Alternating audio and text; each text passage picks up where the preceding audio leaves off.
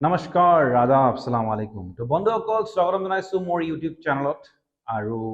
আজি এটা বিশেষ ভিডিঅ' লৈ আহিছো আপোনালোকৰ ওচৰলৈ আৰু আজিৰ ভিডিঅ'টো খুবেই গুৰুত্বপূৰ্ণ কিয় যে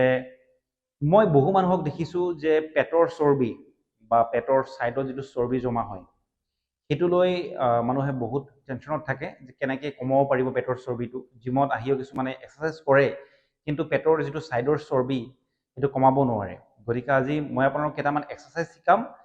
যিকেইটা এক্সাৰসাইজ কৰি আপোনালোকে আপোনালোকৰ সাইডৰ পেটৰ চৰ্বি কমাব পাৰিব পেটৰ চৰ্বি বা সাইডৰ চৰ্বিটো কমাবৰ কাৰণে আপোনালোকে কি কৰিব লাগিব কাৰ্ডিও কৰিব লাগিব আৰু কোন কেইটা এনেকা এক্সাৰসাইজ আছে যিকেইটা কৰিলে আপোনালোকৰ পেটৰ চৰ্বি কমিব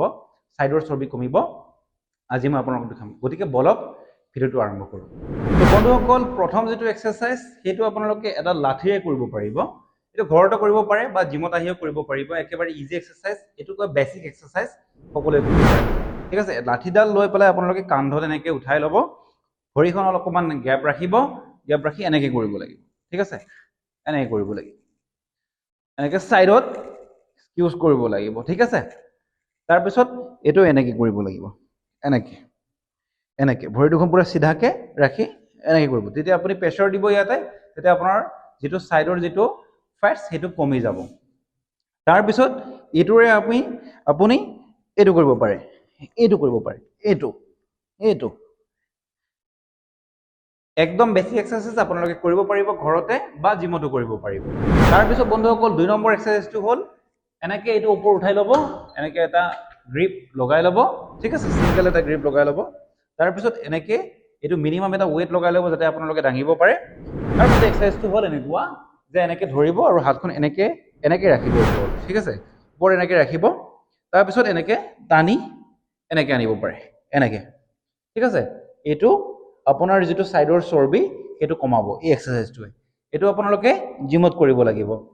আপোনালোকে ঘৰত এটো এক্সাৰসাইজ কৰিব নোৱাৰিব গতিকে জিমত আহিলে আপোনালোকে এই এক্সাৰসাইজটো এবাৰ ট্ৰাই কৰিব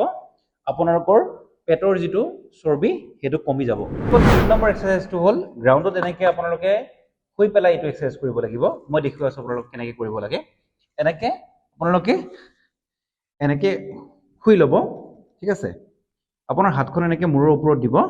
ভৰিখন এনেকৈ অলপমান কোচ খুৱাই ৰাখিব তাৰ পিছত আপোনালোকে এটো কৰিব পাৰে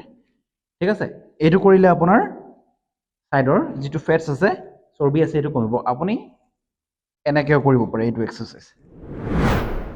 এনেকৈ কৰিব পাৰে তাৰ পিছত বন্ধুসকল 4 নম্বৰ এক্সাৰসাইজটো হ'ল এডজাস্টেবল বেঞ্চত কৰিব লাগিব আৰু হেতু কেনেকৈ কৰিব লাগে মই আপোনালোকক দেখুৱাই আছো এনেকৈ আপোনালোকে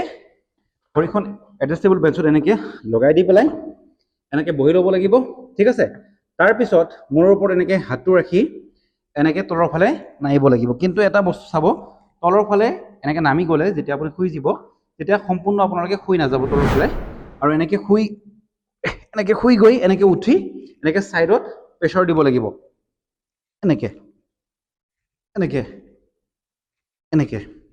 যেতিয়া আপোনাৰ সাইডত এনেকৈ প্ৰেছাৰ পৰিব অটোমেটিকলি আপোনাৰ সাইডৰ যেটো চৰ্বি হেতু বাৰ্ন হ'ব 5 নম্বৰ এক্সাৰসাইজটো হ'ল একেবাৰে ইজি এক্সাৰসাইজ আপোনালোকে জিমত গৈ কৰিব পাৰিব এনেকুৱা এটা হেভি প্লেট লৈ ল'ব প্লেট লৈ পেলাই এঘাটেৰে এনেকৈ ধৰি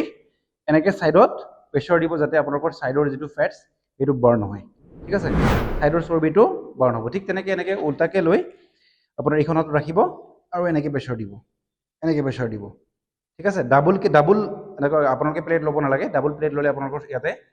প্ৰেছাৰ নপৰিব গতিকে সিঙ্গেল প্লেট এটা লৈ ল'ব আৰু এনেকৈ কৰিব ঠিক আছে